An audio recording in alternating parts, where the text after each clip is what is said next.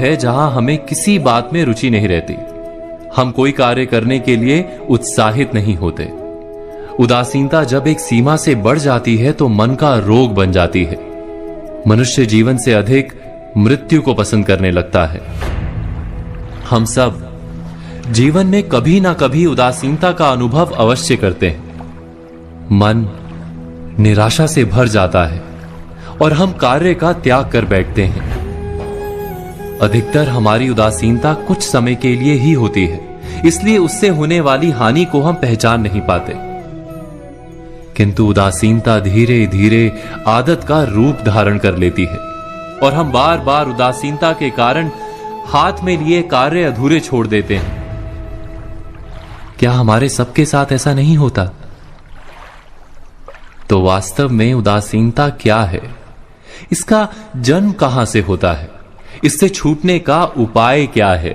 उदासीनता वास्तव में मन की ऐसी स्थिति का नाम है जब हमें अपनी तकलीफों, अपनी कठिनाइयों का कारण बाहर दिखाई देता है। हम कहते हैं कि समाज बुरा है, नौकर या स्वामी गलत है, पति या पत्नी का बर्ताव अनुचित है, जीवन की परिस्थितियां प्रतिकूल है, वक्त हमारा साथ नहीं दे रहा, वगैरह वगैरह।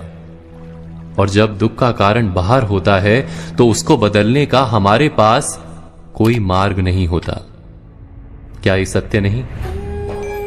हम समय को किस प्रकार बदल सकते हैं? परिस्थितियों में कैसे परिवर्तन ला सकते हैं हम? अर्थात हम स्वयं को निस्सहाय मानने लगते हैं और वहीं से उदासीनता का जन्म होता है। क्या ये सत्य नहीं? प्रश्न ये है कि क्या हमारी सारी विपदाओं का कारण बाहर है या स्वयं हमारे भीतर है? हमारे बुरे हालात क्या दूसरों के कारण है? क्या हमारा परिवार हमारा शत्रु है? क्या समाज दुश्मन है? या हमारी परिस्थितियां हम स्वयं निर्मित करते हैं?